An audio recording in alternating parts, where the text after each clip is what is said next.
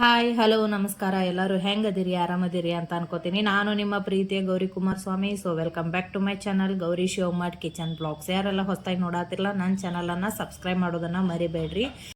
ಇವತ್ತಿನ ರೆಸಿಪಿ ನನ್ನ ಮನಸ್ಸಿಗೆ ಭಾಳ ಹತ್ರ ಆಗಿದ್ರಿ. ಯಾಕಂದ್ರೆ ಇದು ನಮ್ಮ ಅಪ್ಪಾಜಿದ ರೆಸಿಪಿ. ನಾವು ಸಣ್ಣವರಿದ್ದಾಗ ನಮ್ಮ ಅಪ್ಪಾಜಿ ಭಾಳ ಮಾಡಿಕೊಡ್ತಿದ್ರು. ಅವರೊಬ್ಬರು ಸ್ಕೂಲ್ ಹೆಡ್ ಮಾಸ್ಟರ್ ಇದ್ರು. ಸ್ಕೂಲ್ ಈ ಥರ ಬರೋಣ ಸಂಜೆ ಮುಂದೆ ನಮಗೆ ಏನಾದರೂ ಸ್ನ್ಯಾಕ್ಸ್ ಟೈಮಿಗೆ ಈ ಥರ ಮಾಡಿಕೊಡ್ತಿದ್ರು. ಭಾಳ ಖುಷಿಲಿ ಈ ಥರ ನಾವು ತಿಂತಿದ್ವಿ. ಹೊರಗಡೆ ಜಾಸ್ತಿ ತಿನ್ನೋದಕ್ಕೆ ಕರ್ಕೊಂಡು ಹೋಗ್ತಾ ಇದ್ದಿದ್ದಿಲ್ಲ ನಮ್ಮ ಅಪ್ಪಾಜಿ. ದಿನ ಏನಾದರೂ ಈ ಥರ ಮಾಡಿ ತಿನ್ನಿಸ್ತಾ ಇದ್ರು.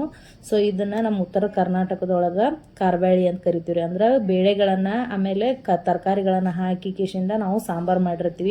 ಸೊ ಅದೇ ಸಾಂಬಾರನ್ನು ಯೂಸ್ ಮಾಡಿಕೊಂಡು ಇಲ್ಲೇ ರೆಸಿಪಿಯನ್ನು ಮಾಡತ್ತೀನಿ.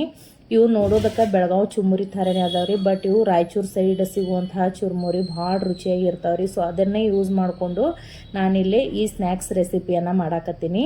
ಮೊದಲ ಚುರುಮುರಿ ಒಳಗೆ ಸಾಂಬಾರನ್ನು ಹಾಕಿ ಈ ಥರ ಮಿಕ್ಸ್ ಮಾಡಿಬಿಡ್ಬೇಕ್ರಿ. ಮಿಕ್ಸ್ ಮಾಡಿದ ನಂತರ ನಾವು ಸಣ್ಣದಾಗಿ ಏನು ಈರುಳ್ಳಿಯನ್ನು ಕಟ್ ಮಾಡಿ ಇಟ್ಕೊಂಡಿವಲ್ಲ, ಸೊ ಅದನ್ನು ಹಾಕೊಂಡ್ಬಿಡೋನು. ಅದನ್ನು ಹಾಕೊಂಡು ಚೊರೋಟ್ನಾಗೆ ಮಿಕ್ಸ್ ಮಾಡ್ಕೊಂಡ್ಬಿಡೋನು. ಆಮೇಲೆ ಇದಕ್ಕೆ ಒಂದು ಸ್ವಲ್ಪ ಲಿಂಬೆಹಣ್ಣನ್ನು ಹಿಂಡಿ ಇನ್ನೊಂದು ಸಲ ಚಲೋತ್ನಾಗೆ ಮಿಕ್ಸ್ ಮಾಡ್ಕೊಂಡ್ಬಿಡೋನು. ಯಾರೆಲ್ಲ ಹೊಸದಾಗಿ ನೋಡಾಕತ್ತಿರಲ್ಲ ನನ್ನ ಚಾನಲನ್ನು ಸಬ್ಸ್ಕ್ರೈಬ್ ಮಾಡೋದನ್ನು ಮರಿಬೇಡ್ರಿ. ಆಮೇಲೆ ಇದನ್ನು ಒಂದು ಪ್ಲೇಟಿಗೆ ಹಾಕ್ಕೊಂಡು ಅದಕ್ಕೆ ಮೇಲೆ ಇನ್ನೊಂದು ಸ್ವಲ್ಪ ಈರುಳ್ಳಿಯನ್ನು ಹಾಕೊಳ್ಳೋಣ್ರಿ.